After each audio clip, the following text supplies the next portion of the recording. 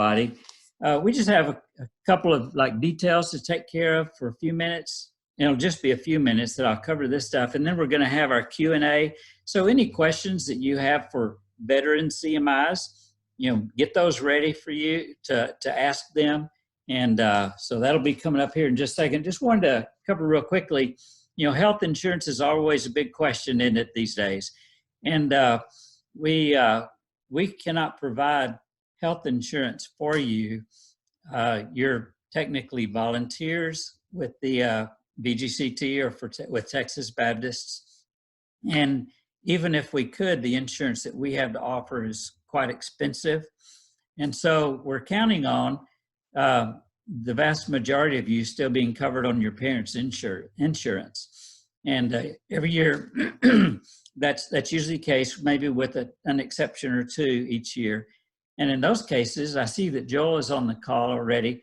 I know that the Aggies have pursued some options for health care for their CMIs who weren't covered on their parents' policy, and they got that through some of the Christian health care co-ops. Joel, are you there? Do you want to speak to that just a second?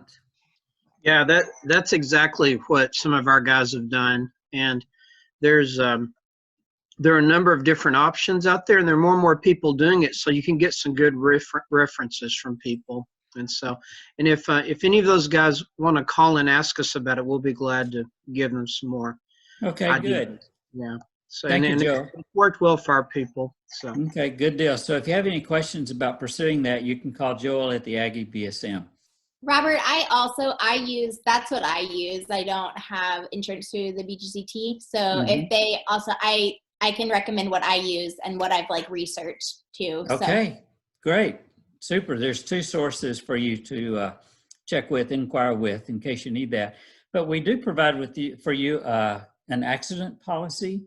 But, if you get the flu, accident policy doesn't help you with that. But if you get injured some way or another on during the time that you're serving, and it doesn't even have to be exclusively during a BSM or event or anything like that, but it's a secondary policy, not a real big one to count on, but it's a secondary policy. We do that. The real thing that's most helpful for you guys, most useful for you guys, is we provide Teladoc. We subscribe each of you to Teladoc. That won't start until the 29th, 28th of July. So it's not good yet, but starting your first work day, that's when that'll be come into effect.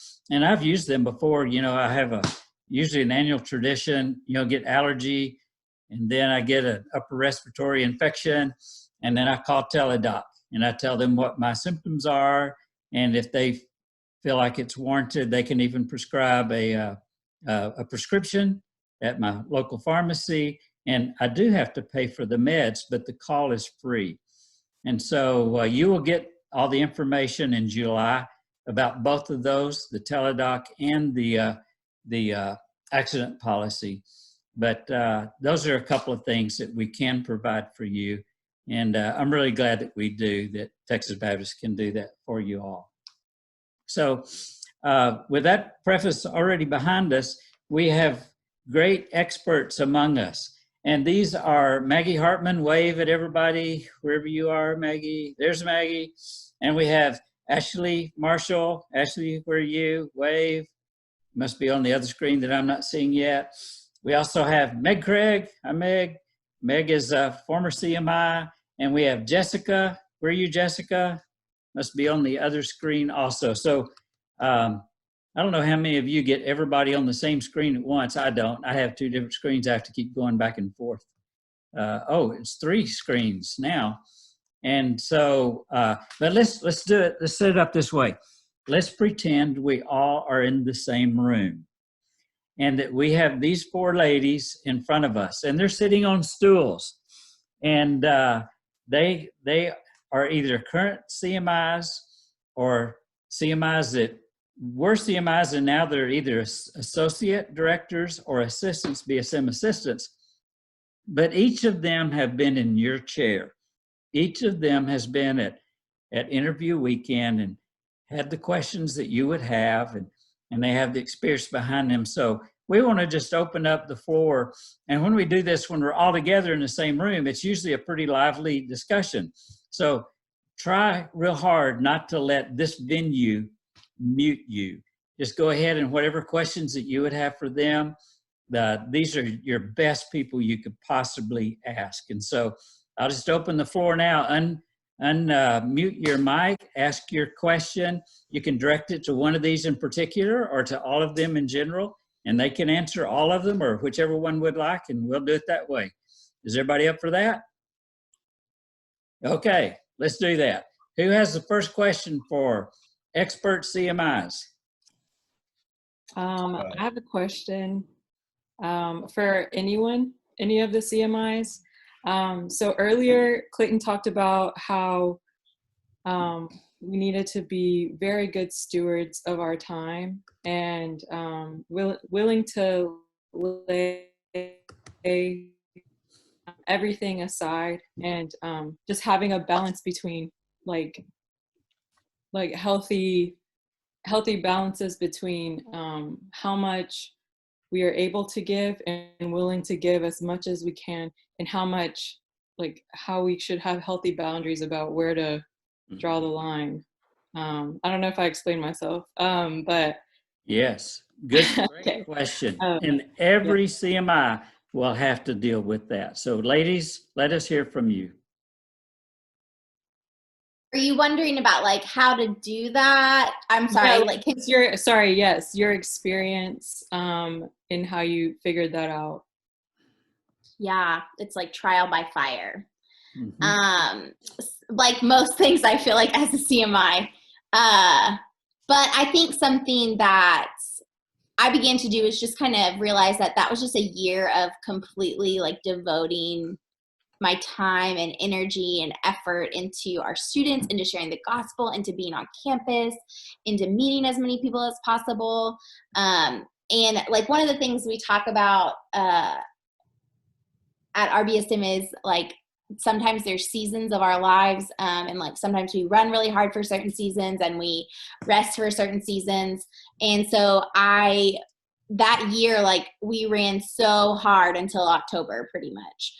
And then got to like November, December, and it was like, okay, wow, now I can rest. And I found little pockets of rest during that time. And I would ask Clayton, like, hey, I think I need some time. Like, I needed an afternoon. Like, I can't do this today, basically, because I've just been going so hard. And so I think being open and honest, having good communication with your director, but also like on the weekends, don't waste your weekends. Mm-hmm. Like, I think that's something I'm still growing in, but like my biggest challenge for everybody is don't waste your weekends watching Netflix or TV.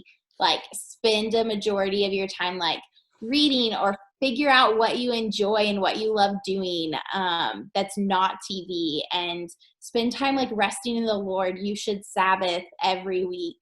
And so I don't know if that's like, that's not really like prescriptive, like these are like some really exact things to do, but like more descriptive on like things that will help. But I'm sure Maggie's super organized. She probably has like a lot better like insight, and so is Jessica and Ashley, so they may have some better things to say.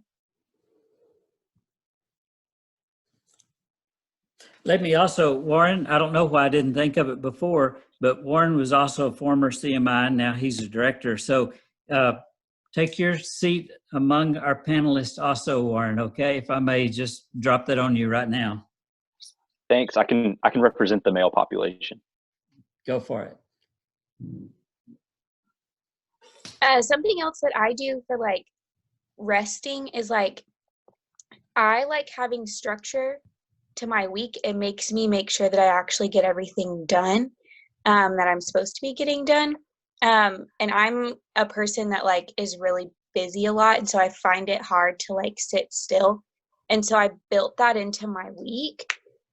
So like Wednesday nights are my night to go home and like spend a couple extra hours at home spending time with the Lord. I go to bed early because Thursday's a really long day.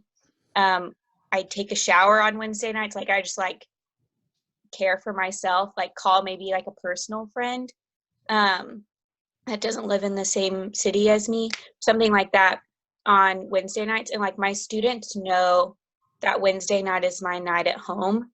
And they know not to call me unless it's an emergency or, and I think like that sets a good example for them too. On like, look, this is when I work really hard and this is when I stay up really late and this is when I rest. And so like setting up those boundaries for them and knowing that like it's okay to say no sometimes, but letting them know like, hey, this is when you can reach me and this is when you can't, because you can't be available 100% of the time, but you probably should be available like 90% of the time. Yeah. And Ashley, don't you even tell your students after a certain time at night, unless it's an emergency, don't text me, don't call me? Yeah, they know that I really care about my sleep and that I like going to bed at a decent time. And so they know that I am not the person to call in the middle of the night, because they'll get a response at 7 or 8 in the morning, the next morning usually. And a lot of times it's like not an emergency. They like want to know like what shirt to pack for beach reach or something. I got that text at 4 a.m. one year and I was like, are you kidding? This So, doesn't matter.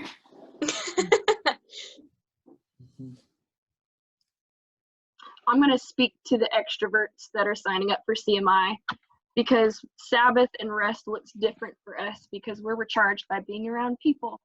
And in BSM, you're going to have excellent community, but that can't be your only community. And so one of the things that I'm sure you'll receive as part of your training is how to find community outside the BSM with people who have nothing to do with BSM, your friends from other places, from church that don't have anything to do with BSM. Spend time with them as your people, and be aware of how important it is to have a Sabbath. And that's doing something restful, what you would consider restful, if puzzles, reading books, going shopping and just walking around, going for a run, working out for some people.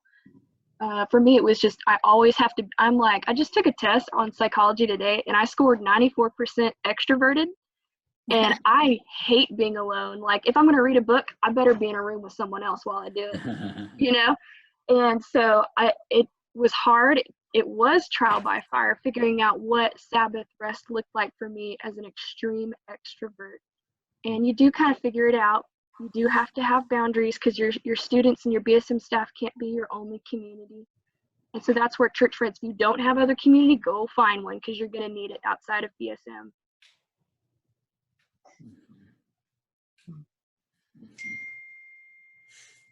Mark asked a few questions. What are some of your biggest challenges at being a CMI, and what revelations came from overcoming those challenges, or how did you overcome those challenges? This is not Mark Jones. This is a different Mark. This is the Mark that's in my group. So it's me. Hi. I can speak to that really quickly. Okay. That's all right. We'd actually talked about this in our Brendan and I's group earlier, but one of the biggest challenges that I learned, especially the first year of CMI, is that ministry does not depend on me. And what I mean by that is like the burden of God being glorified, the burden of seeing people come to know Christ. Like I need to be obedient in those things, but those things do not depend on me, because a lot of times like one of my struggles, one of the ditches I fall into is my identity is in what I do, very similar to what Clayton talked about earlier. And so sometimes I would make the mistake of bearing the weight of the world on my shoulders, and that's not my weight to bear, it's the Lord's, and it's crushing if it's not the Lord's bearing it. And so that was something I continue to learn like over time.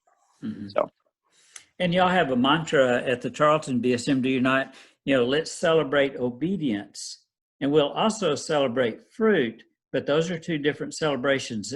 Am I using the right terminology, Clayton, or whichever you would like to speak? Yeah, you are. Mm-hmm.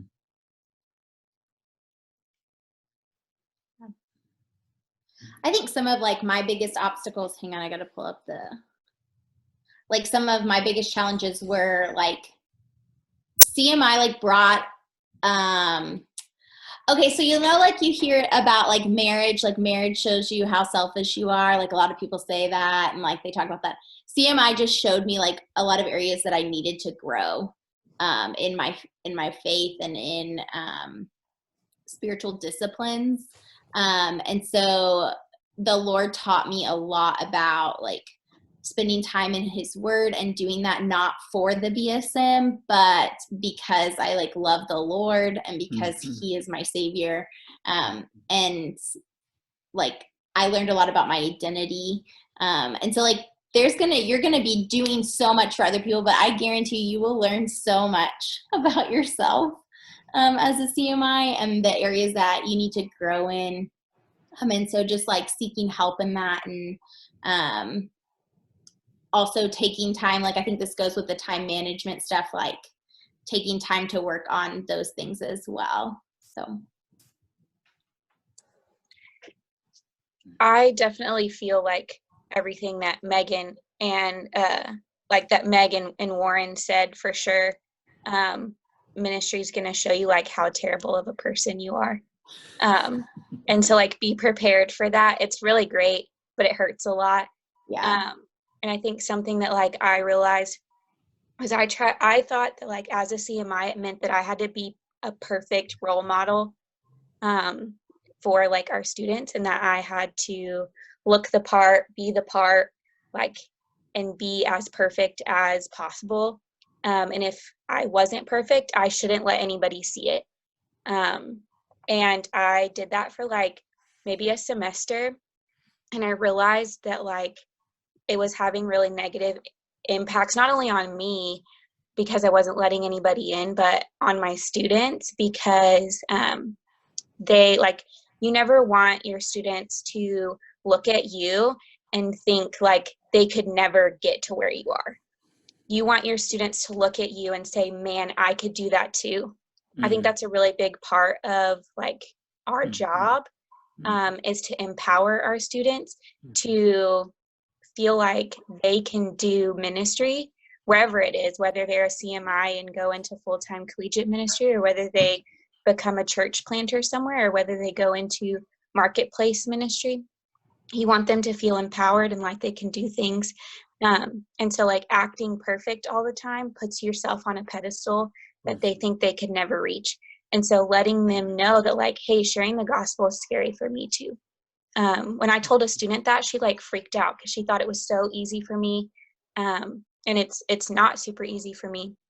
And so just like letting your students into like some of the challenges that like you have in your life and how you're dealing with them is some of the most like helpful advice that you can give your students.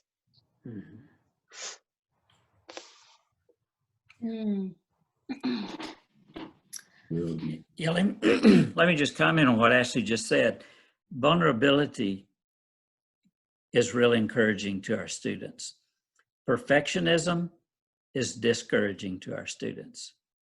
And perfectionism isn't true. You know, it goes with what Joel was talking about earlier about integrity.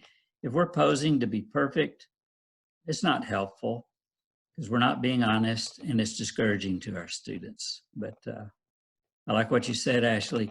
Live your lives with enough candor that your students can say, I can do that too, instead of, I could never be Ashley. Yeah. Good word. We have another couple of comments there in the chat box. Nathan said, how did you balance a BSM and church life as a CMI? Were you still involved in a small group through your church? And after inviting new people to know Christ, did you invite them to BSM or to church? Well, for the last question, I would say both. Like, I think that's a fair like statement. Like, you definitely like invite them to church and to BSM. So.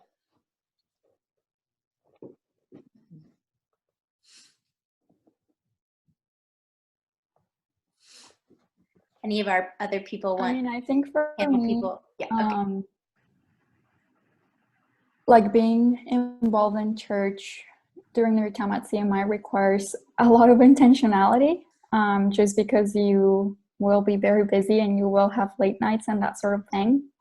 But one of the things that I had to make sure that I kind of like made myself in the loop of was like, what's happening at my church? What are some of the things that I can be there and like be consistent with? And so out of everything that my church offered, like I committed to continue to be discipled by the woman that was discipling me at that time, but also to attend the prayer nights that they had every Tuesday night. And so even though they had a lot more opportunities to be involved, like those are the ones that I knew that I didn't want to miss out on. And I think like I had to be selective because of how busy I was, but at the same time, I think it showed commitment to my church members in terms of like, I do want to be in, and like, I'm still a church member. And as far as like where you invite people and stuff, like, yeah, it's both. Hopefully your BSM has good relations with the local churches where you can like give them different options as well. Like ideally, yes, you would invite them to your church, but if it's not a good fit for them, then make sure that you have other options to invite them to. I think something that was really kind of unique for me, and this will kind of explain also Beth's question. So I moved so I didn't graduate from Tarleton. I did go there for 1.5 years, but I didn't graduate from there. And so I actually came from Sam Houston to Tarleton to be a CMI there. And so when I got there, I didn't know I didn't know the students. I didn't know a whole lot of people. I knew Clayton and Warren because like I had gone to school with Warren. We were both freshmen together. And then I knew Clayton from when I was at the BSM when I was at Tarleton. And so, and we had maintained friendships like over the years. So that was like kind of a unique situation. But something like with church was I came from a large city, so I'm from Houston, and there was like a lot of options. There was a college ministry, like there was a lot of places for me to be plugged into at my church. And then I came to a smaller town where there wasn't going to be like a career, like something outside of the college Bible study for me, like in terms of small group or Sunday school at the church that I chose to go to. And so my first semester, I went to the college group Bible study because I wanted to to know our students. I wanted to have a place to invite students that I was investing in. But then after that, I started like doing Sunday school with children because my undergrad is in elementary education. So I found a way to serve doing that. And so I think one of the key things is it's going to look different for everyone. Just like we tell our students, like your church that you're going to go to, and maybe you're not changing churches, but the church you're going to go to here isn't the same as the church you went to at home. And so just finding different ways to be involved, I think is really important. And I love what Jessica said, just like thinking through what are the options, how can I be invested? Because you will be busy. And there may be some Sundays where you miss and people will be like, where are you? And you can share with them like what God did that weekend, like through wherever you were at, maybe a fall retreat or something like that. So. One really quick thing probably that probably should be said. Be sure and serve your church. Like that's exactly right. Meg nailed that. But something to keep in mind is make sure that at least semi-regularly that you're involved in a worship, or you're in a worship service where you are not intricately involved in the running of that service. Yeah.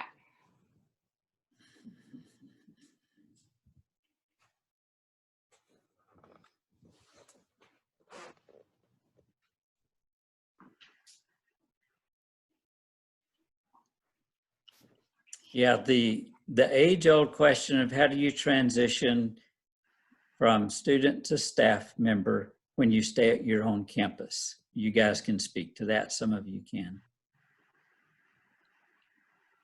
I had begun praying in the fall because I just loved CMI. Yeah, it was hard and we were working ourselves to the bone, but I was like, man, I just felt a calling to ministry. I was like, I can't imagine doing anything different. I better start praying now about, like, even though May is far off, like I'm a planner. And so I just entered in a strenuous prayer from like October, and I did not hear back from the Lord until the end of March.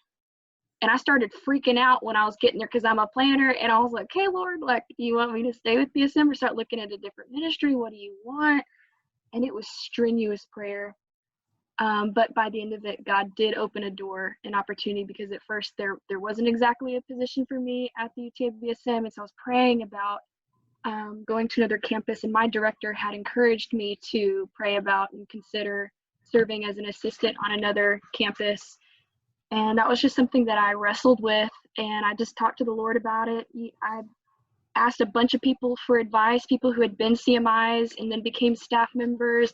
What was that experience like for you? What was your prayer life like? And people just poured into me and encouraged me. There was something a really long time ago, Brenda Sanders remembers this, when I was praying about going on a trip to Wales, and it was like one of the most testing seasons of my life, and I came to her in tears, and I was like, I don't know what to do. Should I go? Should I stay? And she said, you need to spend some time with the Lord, go to your room, you know, set up a station where you've got your Bible and a notebook with all your questions you want to ask God, make breakfast, make tea, make coffee, get it all set up, and just sit in silence. And then see where the Lord leads you in scripture, and just spend time just praying, and then give the Lord time to respond. And I did that when I was praying about switching to staff and not doing CMI another year, just jumping straight for assistant. One of the things that I wrestled with was the support fundraising, because I'm just naturally a fearful person. And that was something I had a lot of beef with God about, because I had all these credentials and degrees, and I was like, I shouldn't have to, you know, raise my own salary. Why did I go to school for 7 years for? And God humbled me, and he gave me a joy, and it didn't come without prayer or spending time with his word or getting encouragement from people that I looked up to and were spiritual influences in my life. Did I develop a love for the support fundraising? And I had so much joy raising that support as I transitioned from being a CMI. That was just a huge blockade for me to leap over. And the Lord helped me through it, and my friends helped me through it. And so those were things in my thoughts as I was praying about going from CMI to full-time staff member. And one of the things that greatly comforted me, and I shared this with our group yesterday, I think, during a discussion, was God isn't going to call you to do something and then not give you the means to do it. He will call you to do stuff, and he will give you the means to do it, because he's our provider. He's our daddy who loves us. He's faithful to all his promises, and he promises to be our guide and our provider. And so we can trust him with that. Even stuff like support fundraising that seemed like, oh my goodness, do I know enough people that I can write enough letters or have enough appointments that I'll make it? We have to trust him and learn dependency on Christ for that.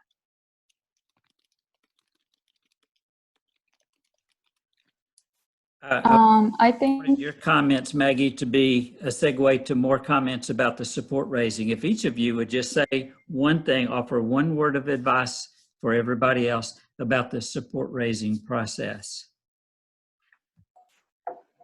I was going to talk, oh, am I muted? No, okay. I was going to talk a little bit about the transition, and I can talk a little bit about support raising too. I think that like I'm kind of goofy and loud and that sort of person, and so I felt that going into CMI, like I had to be serious and like, you know, like no longer be the goofy person, that sort of thing. But I realized that the most important part was simply not to be bossy. Otherwise it would be really awkward in terms of my friendships with the leadership team and people in general. So instead of being bossy, it was like serving alongside with people, and kind of like showing more by example. Because I knew that even though I had like the authority to be a little bossy or whatever, that wasn't as effective as just kind of like modeling what it meant to be a leader and what it meant to do ministry at our context at BSM. In terms of fundraising, I think that it's not something to be dreaded, and it's not something that should be burdensome. It really is such a cool experience to get to have people get on board with what the Lord is doing through you. It strengthened a lot of my friendships and relationships with people, the fact that they have been in my support team. And so honestly, it's not to be dreaded. And like, if the Lord is calling you, I know it's a cliche, but he will provide. And so it's like a really cool experience. That being said, you have to hit it with gazelle intensity and don't lose that motivation. And just, as long as you follow the steps and just the advice that you'll get from Ryan from all your lessons and stuff like that, you're gonna make it. But as soon as you start slacking off or getting distracted, it's gonna get hard, and you're gonna have anxiety, and you don't want that. But one thing that my director Gary had encouraged me in, this is when I was fundraising for my first Go Now mission trip to Scotland, and I was having to raise more money than I ever had before for a mission trip. And I came to him and I was like, I know all these people, but I don't think they would give because I haven't seen them in 10 years. I haven't talked to them in 5 years over here, and these people don't know Jesus. And he said, don't say no for them. Write them a letter, set up an appointment, let them say no. Make an ask and let them say no. And you'll be surprised how God mysteriously provides. And you know what? People did give towards my missions they weren't believers at all. And then they asked, what is this mission trip? And I got to share the gospel with them, with family who was unbelieving and they wanted to give to my mission. And it led to many gospel conversations. And this is just encouragement alongside that. This is a Brenda Sanders quote: the mission begins before the mission begins. And so this summer, when you start having those discussions about what you're going to be doing this fall, and when your support fundraising is going to be a prime time for gospel appointments.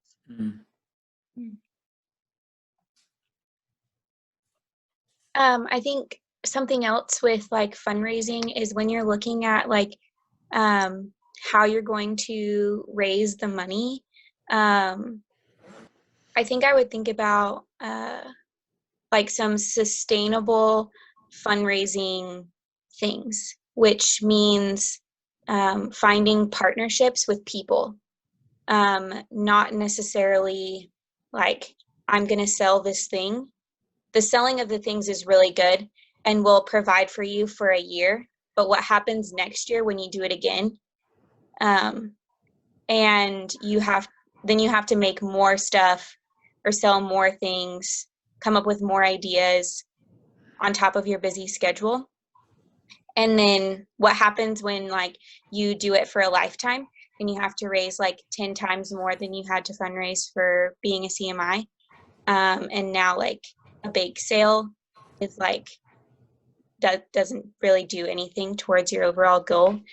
And I think like going back to what Maggie said too, with like the partnerships with people and the prayer that comes from that is more valuable than anything else that you will do. And the conversations that you get to have with people of like, hey, this is the ministry that I get to do. Can I tell you about it? And then people get to celebrate what God's doing in your life.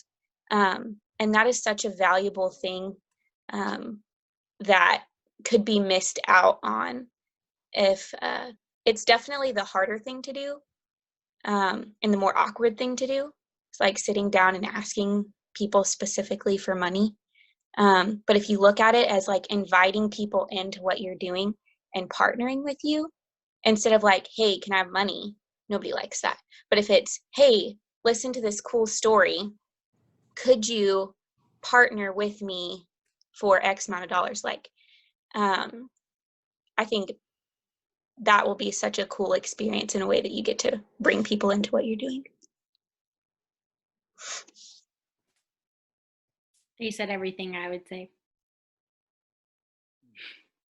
Yeah, the only other thing I would say with gazelle-like intensity is that like no matter if it's 6,000 or 60,000, like the amount does not take God by surprise. And if he has called you to a position or to an amount, if you will, like God does not come up short. But what we can do is make the mistake of not being obedient to ask all the people that we were supposed to. So just like what Maggie was saying. And so those things take prayer and they take obedience. But the Lord never comes up short. Psalms 50:10 says the cattle on 1,000 hill are the Lord's, which is agricultural speak for God's got all the stuff. He doesn't need but in the context of that verse, he doesn't need your empty sacrifices. Like all the cattle are his. Mm-hmm. And so, yeah, no matter if it's 6 or 60, it does not take the Lord by surprise. Yeah. I guess that I would add, like, just to be very prayerful about that, like pray that the Lord would provide people for you to talk to, pray that the Lord would provide wisdom for the amounts that you need to ask people. And I would be specific, like Ashley was talking about sitting down and meeting with people and asking people to partner with you. You want to be specific when you ask those people to partner with you, like ask them for a specific amount. And if you're like, I really want to send out letters, I think that's totally fine. I think something that you need to think about doing in that is like saying, I'm going to call you, like at the end of your letter saying, I'm going to call you next week to see if you have any questions. And then you can make another ask to them after you've asked them in the letter. And so that's something that's going to be really key, is like personally talking to people.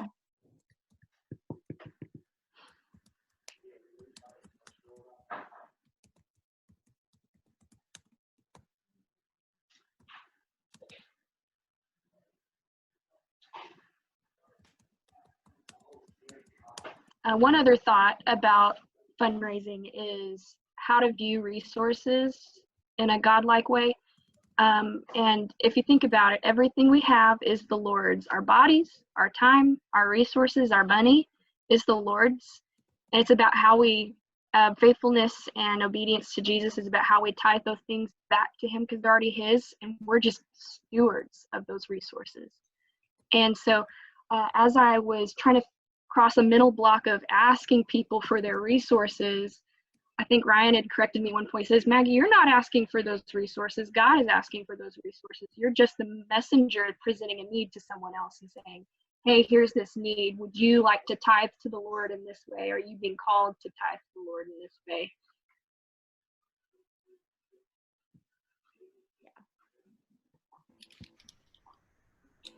I guess this is for CMIs, like moving away from the maybe the fundraising, but I'm just curious how you guys like manage your money during the actual semester. Like, how do you budget and all of that? Maybe we'll talk about that, but maybe I just want to know. Mm-hmm. That's such a good question, and something that I didn't do very good at. Following a budget's really hard for me because I'm emotional and I can be an emotional spender. And so you are going to have so many emotional days. And if you're anything like me, when you have an emotional day, what you want is a big bowl of mac and cheese. And so I would drive the 20 miles to Panera to get me some mac and cheese, and that costs $10. Actually $12 if you get a sandwich too. Anyways. What about your gas? Yeah, that too.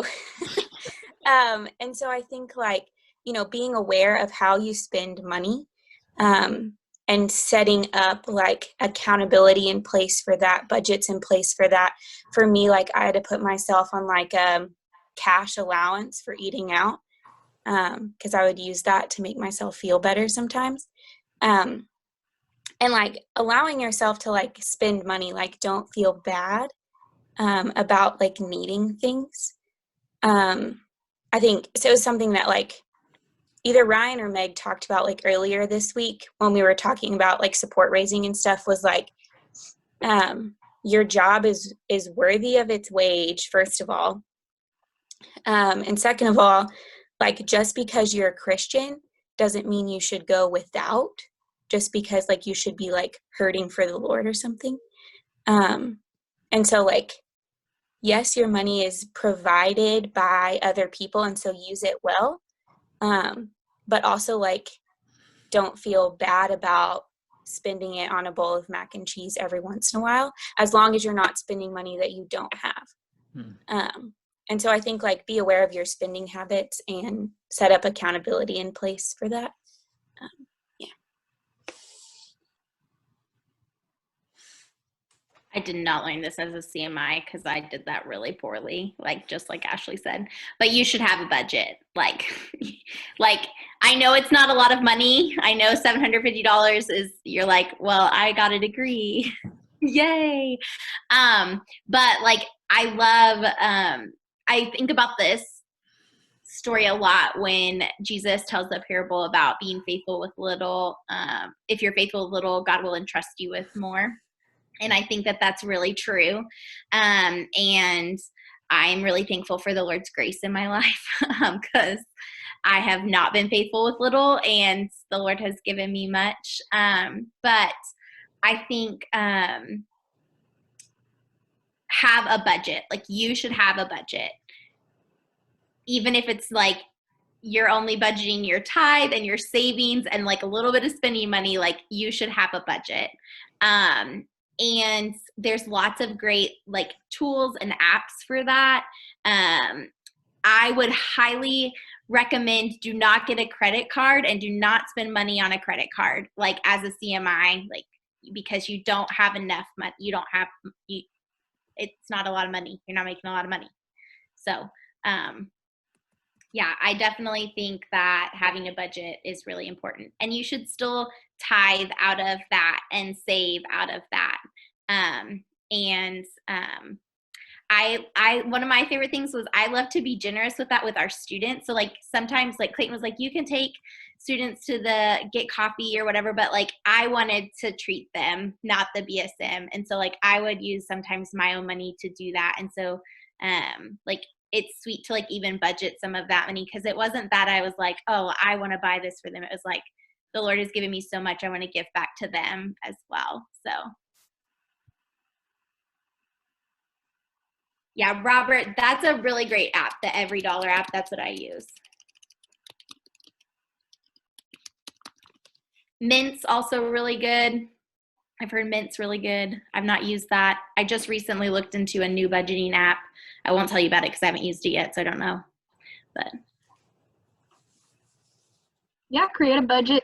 My dad's an accountant, so he helped me with that. And of course, I talked to other people and like, what'd you do and all that kind of stuff. Every month, so last year it was like $600 a month for CMIs, or at least 2 years ago. Yeah, it was only $600. I'm like, y'all have a bonus. Yeah. And I had a $250 car payment every month. And so I didn't have much, but there's this dude on our staff, Keith Beanland, and when he was a CMI, he was tithing out money to different stuff, and he was supporting missionaries on a CMI budget of $600 a month, and he was making less than I was when you include all the bills and stuff. And God provides in mysterious ways. I mean, whenever he needed groceries, he'd just go out and shoot some ducks, and he was good for the week. But God's going to provide. All that to say, he's going to sustain you. Yeah. And when you look at it and you look at your budget, you're not going to be living frivolously, but our reward is in heaven. Yeah. And I think another thing, like, don't be above eating free lunch leftovers all week. Yeah. I eat like 75% of my meals out of the BSM fridge. And so like that is something that like your directors should already like know that you're going to do anyways.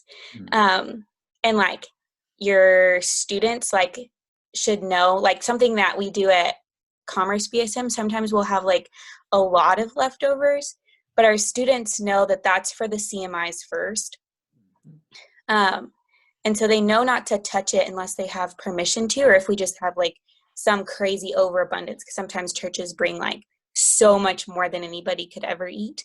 But like, doing that, even though you're going to eat the same meal like 7 times a week, like do it because it's good and it's free.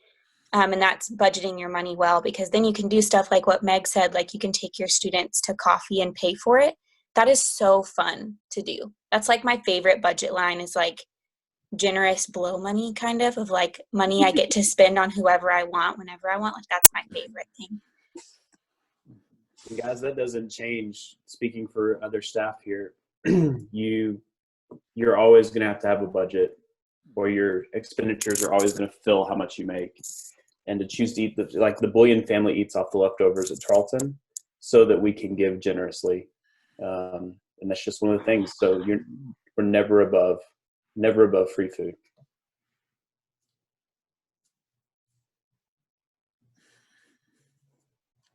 I would also I don't know everybody's situation. I lived with host people. And so they were like, hey, we'll feed you. And also they made really great food. So I ate a lot with them, or they would save me leftovers if I couldn't eat with them that night. And so I would take it with me to work or things like that. So I think just being wise, don't eat out all the time. Don't feel like you have to always buy all these groceries or anything like that. So.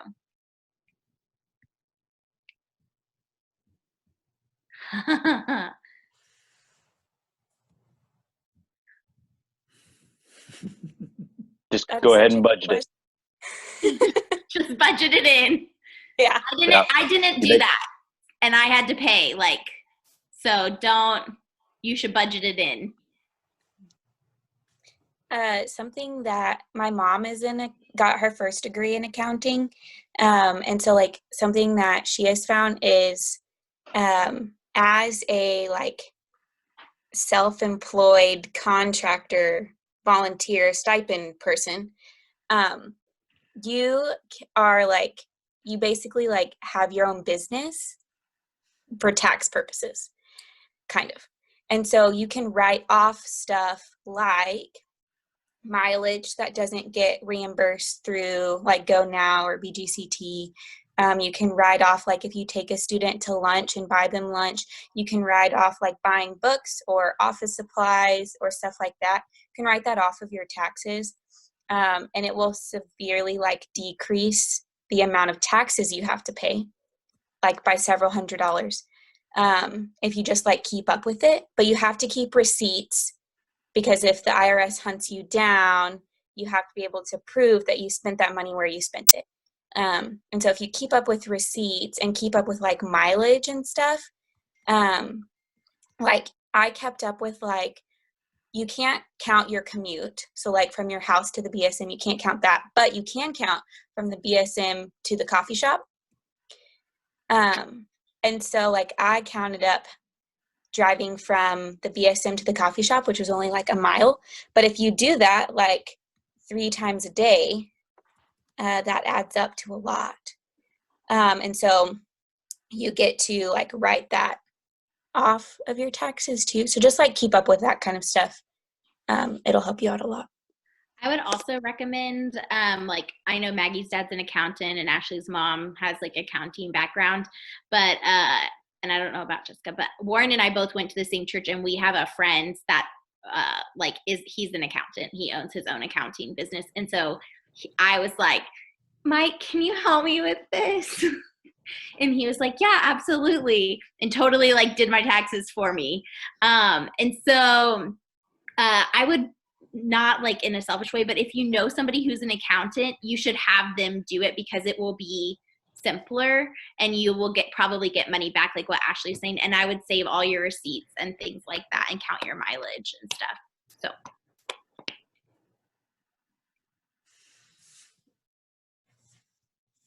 Yeah, for some of you, if you're working now and you've got deductions from your paycheck, that'll affect your taxes at the end. And so some of you, instead of having to pay taxes, you might just get a smaller refund because you've worked a lot spring semester. But I wouldn't count on that unless you already know how much your refund should be based on what you've worked this fall. So, but for some of you, if you've had another job for half the year before you're a CMI, that'll affect your taxes a lot too. Yeah.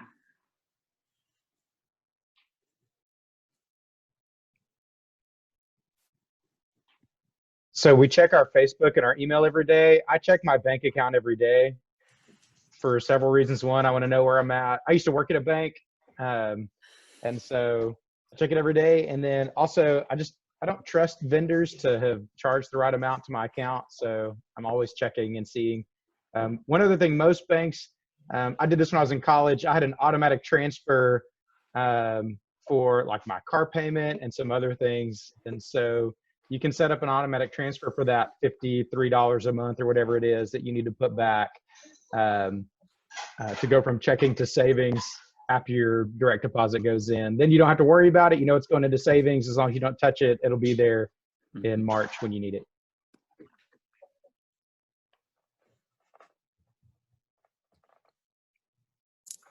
And that's why Joe handles the finances for Beach Reach, ladies and gentlemen.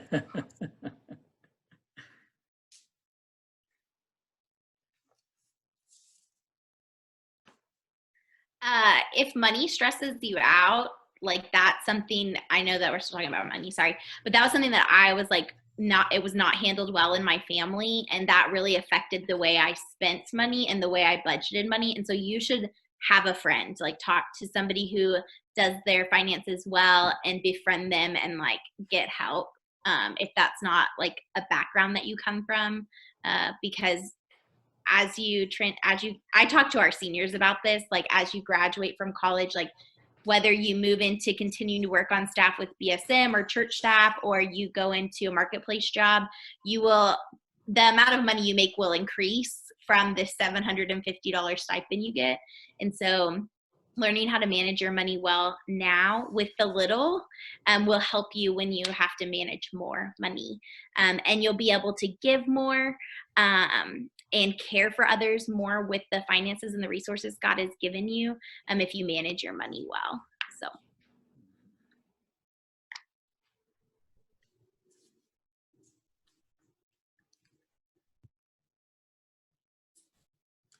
Any other questions for our panel of experts?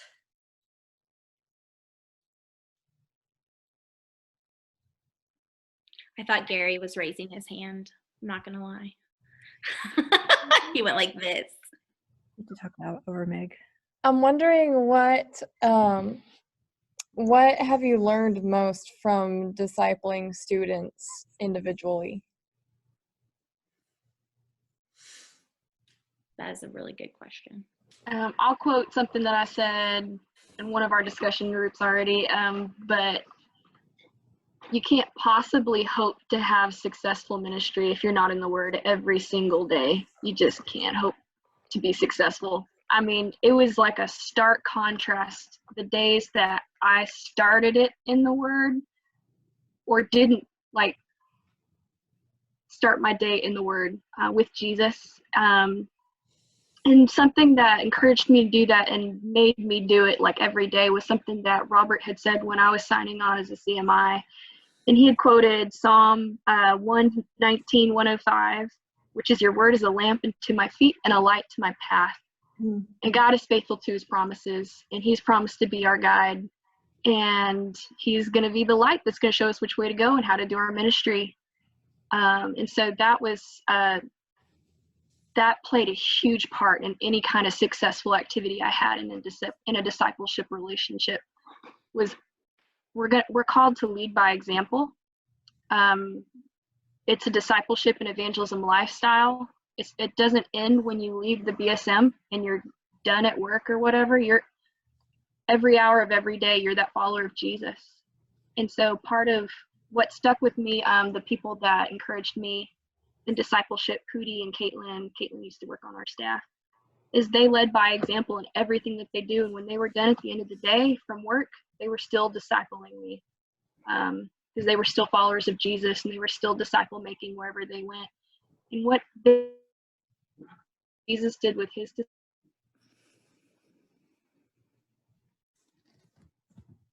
and he did life with them. And then he took them with them to do ministry, and then he commissioned them and sent them out. And so discipleship, because they did that to me, both Pootie and Caitlin at different times, that's my foundation for everything now. And so that's something that's shaped my discipleship meetings. And it doesn't, when the meeting's over, it's not done. I'm like the rest, our life in every way needs to be that example of discipleship.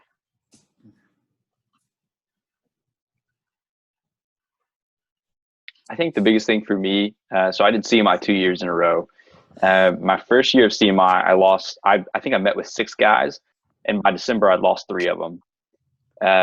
and which is Maggie referenced, or somebody referenced it a while ago. It might not have been Maggie, but it's when I was really devastated because I was kind of throughout the semester I'd felt like, okay, maybe God's calling me to long-term ministry. Like I'm loving this. I don't know if at the point I didn't know if it was going to be college ministry or not, but I was looking at that long-term, and like as far as on paper, like I'm failing, like at my job, and so I lost half the people I met with. And then there was a conversation with Clayton where we talked about like, well, like we measure success in obedience, not in fruit. Because if Jesus lost people, like not everybody that followed Jesus continued to follow him. If Jesus lost people, why would we think any differently? And so kind of with that, there's two really important things like I learned throughout that. And for another point, like from August to December of my first year of CMI, I lost 3 students. And then August, December of my second year of CMI, I also lost 3 students.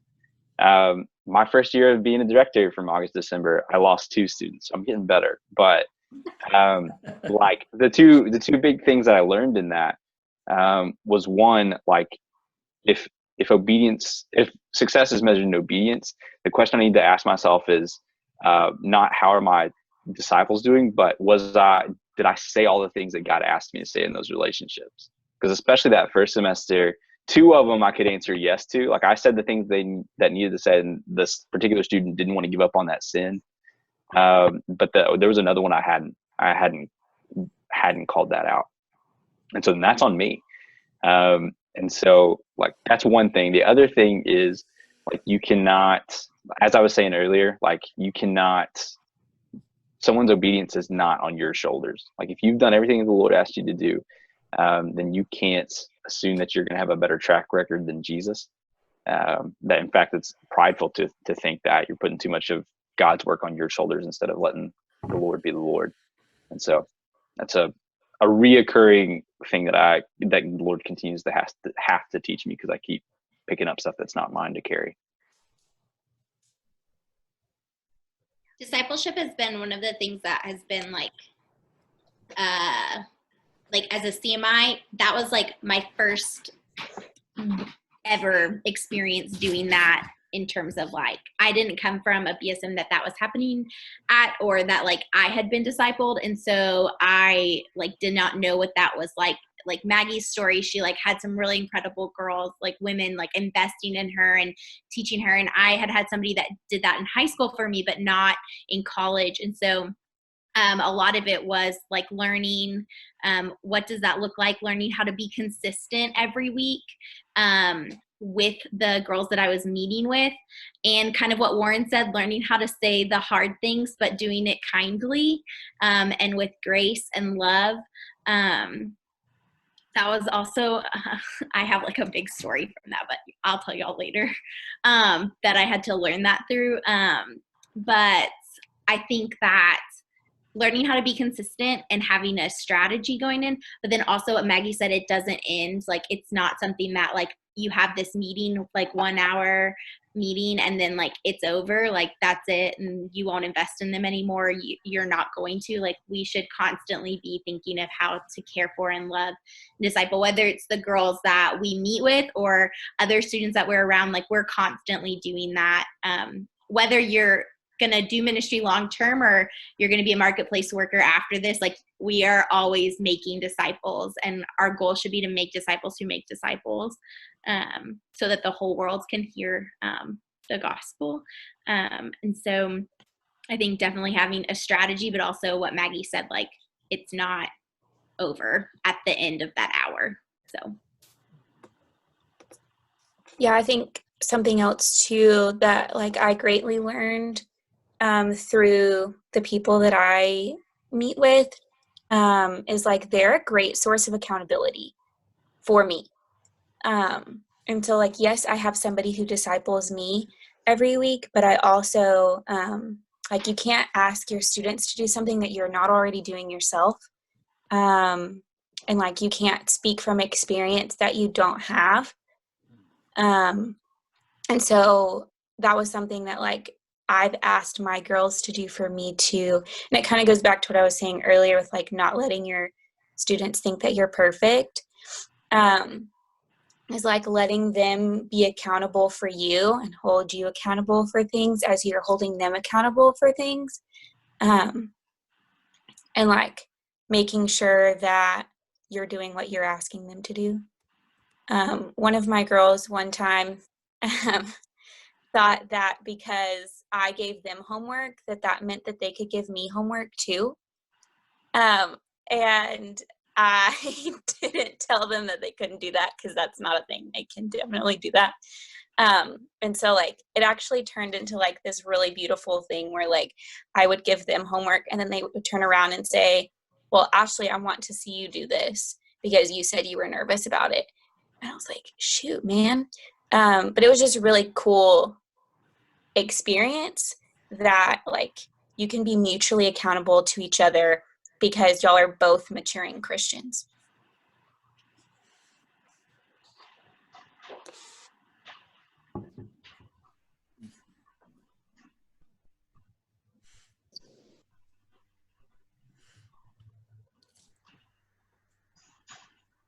Okay, we've been going about an hour and 5 minutes now. Does anybody else have a question, burning question you'd like to ask our panel of experts before we kind of pull the plug on this element?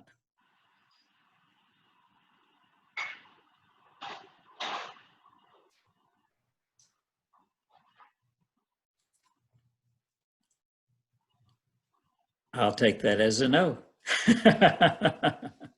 Well, thank you guys for sharing from your hearts. That's something that you can do much more powerfully than anybody else can. And thank you for doing that during this time. Appreciate your help with us this weekend a lot. There's really only one more thing that we need to do, and I'm going to give you guys the choice. If we can finish now and sign off and take a break and then come back, and I have your important dates and homework to cover with you.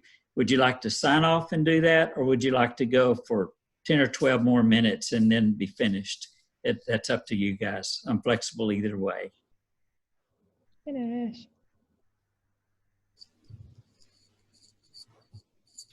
I mean, show of hands then. How many of you would like to just keep on going and finish up in 10 or 12 minutes? Everyone says keep going. Okay, keep going. All right. Well, I'll tell you what, though. You guys who are our leaders for the weekend, our interview team guys, you don't need to hear the homework and important dates. You already know what those are. So you guys can sign off, and we've certainly appreciated your investment all today and last night as well. And then as you do the interviews, and these guys will be calling you and setting up the interviews, and they'll be done tomorrow, Monday, Tuesday, and Wednesday. And then the state staff will be meeting Thursday, and that'll be our decision-making and appointing time. And then you guys will hear then through an email on Friday. That's our goal anyway, to get an email to you in response to your application. So that's our timeline. We can talk about that more if you have any other questions. But guys, our leaders, I guess you're called, our interview team people, you guys are free to go. Thank you so much for your time today. Thank you, Gary. Thank you, Joe. Thank you, Clayton. All of you guys. Thank you, Brenda. Appreciate you guys a whole lot. Okay. Good. Okay. Kate, did you send them that important dates and homework sheet? Did you email it to them? Okay, did you guys check your email? Did you get that sheet? And this will make this go a lot quicker if you have it in print. Okay, I see a thumbs up there. You have the important dates and homework sheet. And we wanted to put this in print so you're not having to look for a pen and have to write all this stuff down and make sure you got it right. That the information is pretty much on there for you. But we can start at the top of the sheet, important dates, and when is the deadline for raising your support, your ministry partner development? What is the deadline for that to be done? July 1st. Yes, July 1st. And why is July 1st an easy date to remember? What's that?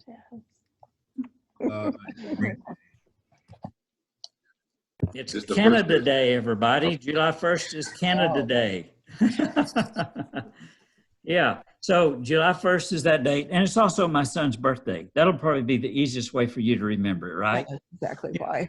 It's Chris Hooker's birthday. July 1st is the deadline for raising your We support. want to Part of the page down here on important dates, July 1st for that. Of your takeaways. Memorize 15 verses and bring them to the July training so you can review them with a partner. Hey, Micah, would you mute your mic? Sorry. Oh, it's still on? Yeah. Oh, okay. I didn't know where that was coming from. Okay. Let's see here. Thank you. Okay, yes. Okay, so July 1st is the deadline for raising your support.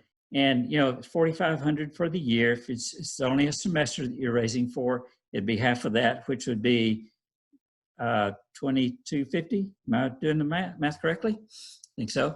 All right. State staff retreat is 27th through 30th. Put that on your calendars now. That's when all the BSM directors, associate directors, assistants, state staff, everybody on staff in Texas BSM gets together. That usually, as at Dallas Baptist University, there's been some question. We may change the venue, but anyway, the dates will remain the same, July 27th through 30th. Then the fall semester, the stop date, if you're only serving for the fall semester, is July 27th to December 18th. That would be your end date. Then for the spring, in fact, there's one of you I know of is starting in the spring. We start January 4th. That's your start date. And put this date on your calendar as well, the 4th through the 6th. That's the January Summit. That's at Baylor University Truett Seminary. We get all of us together for that. Then all funds submitted to go now by April 10th. The reason the deadline for raising your support and all funds need to be in, the reason that date's different is because as a CMI raising your support, you can also get people to pledge. And so they would be making monthly installments or semi-monthly or however their plan is, but you can, you don't have to have raised all of your $4,500 by July 1st, but you could have it raised and pledged. And you keep up with who's pledging and how much they're going to be giving and when they're going to be giving that. And then you'll share that information with Kate. So of course, any funds that go to Go Now, we have access to that information. But if you have folks that are going to be giving on a monthly basis, you keep track of all of that and Kate will ask you for that. And then, let's see, that's all funds submitted by April 10th. Any question about important dates? All that? Okay, it's right there in print. Now your homework. And you thought you were going to be through with homework in what, 4 weeks or so? Well, we do have some things because this is something we all need to prepare for. And so when we all come together in July for our July training, your homework is due, and I'll just go down the list. There's this wonderful book called I Once Was Lost. And I'm guessing that a bunch of you have already seen or read that book because so many of the CMIs then get their leadership team to read that book together. And it's about the kind of evangelism that takes place in the context of friendship. And so it's been such a valuable book. We've gotten rave reviews for year after year. So we keep providing that book for you. It's not a big book, about 112 or 15 pages. It's just that thick, not a big hard read or anything like that. But you'll read that book because we will send that book to you. If we were all meeting together at Mount Lebanon, we'd have them in a box over here in the room. We'd just hand it to you. But we're going to have to send those books to you. And that raises one question for me. That, Kate, because of the coronavirus thing and everything, people aren't at their school address and some are at home already. How are we going to sort out to which address you will be sending these books? Can we come up with a plan to make sure when you order the books, they go where they are? From their applications, everyone has given me their mailing address based on their application. So I've already entered all that data into our system. So I'll just create a spreadsheet and just pretty much send it out and say, if you want your book mailed somewhere other than this address, please let me know. That's probably the easiest. Okay, so you will put that in a spreadsheet and you share it with everybody. And then if they need to correct the date, then they'll do so on that, correct? Yeah. Yeah. Okay, and do that promptly because we want to send the books to you like within the next week or so. And so that you'll have plenty of time and won't be in a rush to read it. So, okay, Kate, I'll count on you for doing that. But that just dawned on me last night. I was going, uh-oh, what has coronavirus done to our addresses, where everybody is and where we'll be sending the book.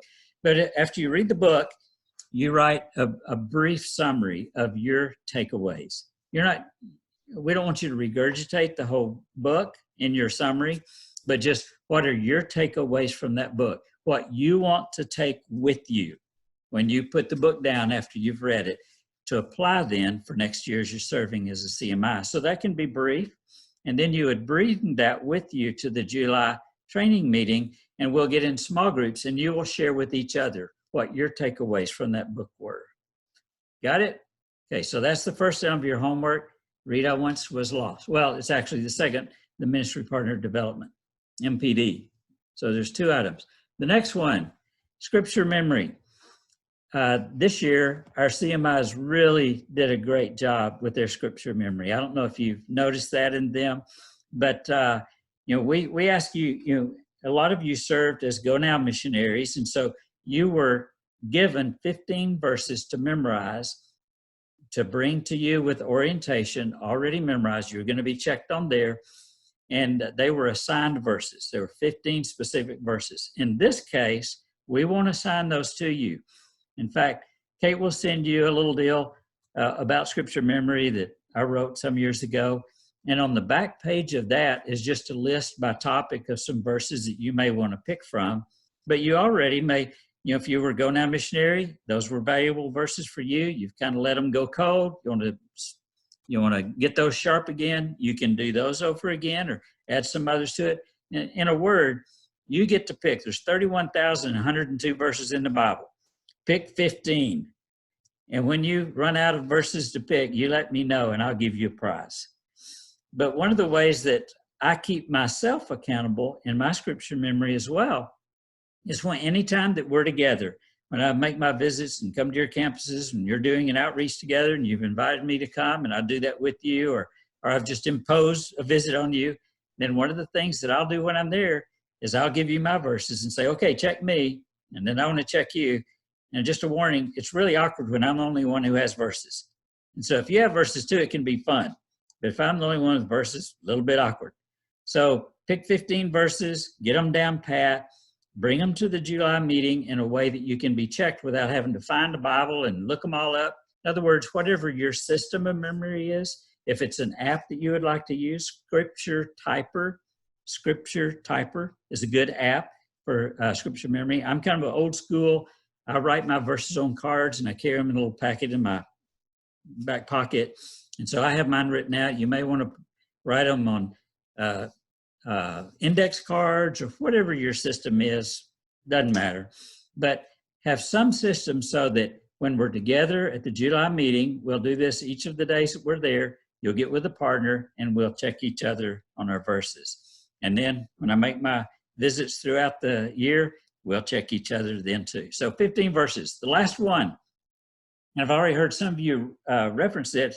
Some of you have already viewed the bridge illustration presentation that we have. I think Kate sent you the link to that. If you hadn't, that's okay. But it would be good because when we're doing the interviews, some of you will be asked to, share the bridge illustration. That's only one of a lot of really good ways to share the gospel. I have the 3 circles way right here on the back of my phone, and I carry that with me everywhere I go. And so I use 3 circles. I use the 1 verse evangelism from Romans 6:23 sometimes. But when the time allows, my preferred way to share the gospel is using the bridge illustration because it uses lots of verses, most of them from the book of Romans. And so I prefer that we all learn the bridge illustration because it covers all the bases. And so view that video, learn the bridge illustration, and we'll also check each other on that and learn it well enough that you can adapt it. In fact, I probably don't share the bridge illustration exactly the same way every single time, but I have a way down that I've committed to memory so that when I am doing that, I can think about the person with whom I'm sharing more than I'm thinking about the bridge illustration, trying to bring it to mind. And the only way that I get to that level of comfort with the bridge illustration is by repetition. And I've done it over and over and over again. So one of the ways that you can get best comfortably with the bridge illustration is practice. Practice with your roommates, your friends who are already believers, even friends who are not believers. Say, hey, I've got this assignment. I need to learn to do this. Would you be my victim? Would you be my checker while I share this bridge illustration? I need to learn this.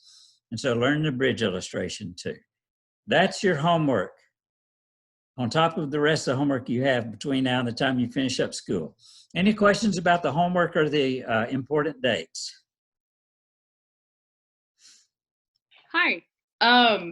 So I'm a Spring Start CMI. Yes, Addison. Supposed to come with our BSM to the July meeting. I've talked a little bit with Jeff about that, but he just kind of said it was dependent, so I wasn't for sure. Yes, you're invited if you can come. And that will be the best training, frankly, that you can get, because our January meeting, for one thing, it's shorter, but we're assuming that everybody's already been to the July meeting. So Addison, yes, even if you start in January, you're invited to come in July if you can, and we'll pay your way to do that. And if you can't, we'll understand. Okay. Great question. Thank you for asking. To answer Sue's question, yes. Anything that you raise extra for Go Now will roll over for your CMI funds. Yes.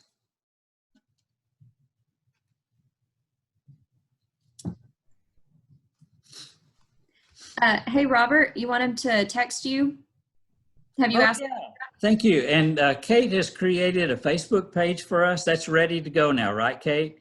Yes. So I think most of you have accepted my friend request, but as soon as you accept my Facebook friend request, I'll add you to our Facebook group. We're getting that going.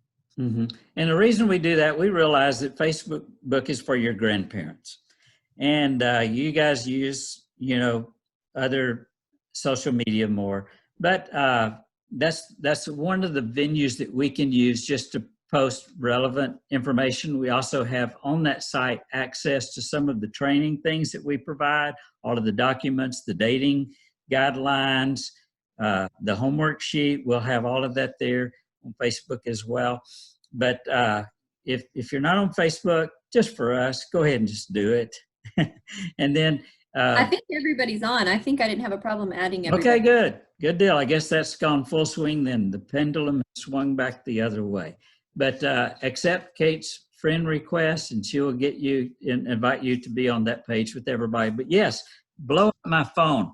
The easiest way for me to get all of your phone numbers in my phone is for you just to text it to me. So text your name and your campus, the one you're graduating from, to me.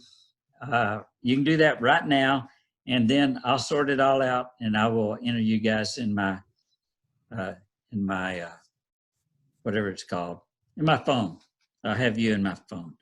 But yes, thank you, Kate, for reminding me that. Text me your name and your campus, and then we'll have that done. Any other questions about timeline? The way that we'll follow up, we'll do your interviews this week. Then our goal is by Friday. And Kate, does that sound reasonable to you that we'd be able to send out the invitations on Friday? I think so. I hope so. Okay. Real quick, I just put Robert's phone number in the chat. Robert, thanks. If you want to speak it out, just his number is 214-385-9127. And my phone is going off now. Hear it? Good job. But yes, I think Friday. See, Kate's a stay-at-home mom, and she does this between kiddos. Maybe Monday, Kate? Well, I'm just thinking, y'all, surprise, you're all going to have to pass a background check. So, oh yeah.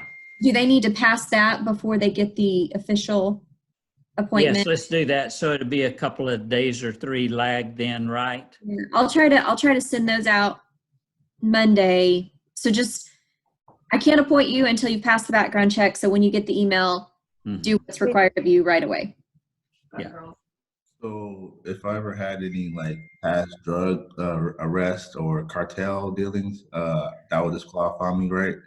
Cartel, potentially. Yeah, that's real serious. Just making sure. To date, we've never had a CMI not pass the background test. You guys can set a new record for us this year. And y'all, sometimes things come up. I mean, but there's a lot of grace. We know the Lord works in people's lives mightily. And so your past does not disqualify you. No. Okay, good. Thank you, Kate, for prompting me on that. I was going to let that go by. Yeah. Anything else? You guys have been champs. I know this has been a long day for you because you've had to view all the videos from Ryan and do your homework and stuff. And thank you guys for your attentiveness. I believe this worked. You know, we had to come up with a plan B to do a virtual interview weekend, and I think we just then did it. Yeah. The only compromise is that Kate and I were not able to be in the room with you. So we'll look forward to being able to do that in July. Okay, Mark said thumbs up. Everybody else thumbs up? We good to go? Let me pray for you. And it's just not a formality. This is sincere. Let me pray. Lord, thank you that first of all, you called us to be your own kids. And then you give us a role to play in your kingdom work. And that's really what this weekend is about. And we're grateful to you for all the good that you've done in our lives, and that you would trust us with being able to be a part of reaching this world on our campuses is the biggest compliment of our life, but it's also quite sobering. And we know if we're faithful to that, it's because of your faithfulness and not just ours. So we are so grateful for you and your call on our lives, and that you give us people like these and this call that we get to do that with. Another great gift to us, and we're grateful.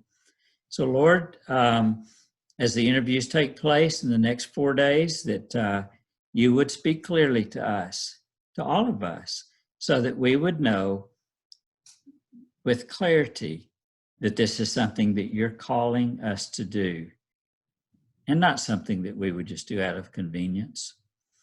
But Lord, give us that sense of call so that when the going gets tough, we'll have that to go back on. I didn't get here on my own. You sent me. And that's the kind of confidence that we'll need to have. So we thank you for doing that. You've done it for so many years. And we look forward to you doing that again in our lives for this next year. And I thank you for that in Jesus' name. Amen. Okay, everybody. Thank you so much. You've been real troopers. Look forward to seeing you in July. And we'll be having our interviews. I'll get to interview 5 of you. Beth and I will. And the others will be interviewing the rest of you. We sure do thank you. Kate, once again, thank you so much for your help making this happen. Guys, this would not have happened without Kate's labor. And thank you for doing it with such grace and such expertise. We appreciate you, Kate. Okay, with that, we'll sign off, everybody. Appreciate you guys. Thank you so much. Bye.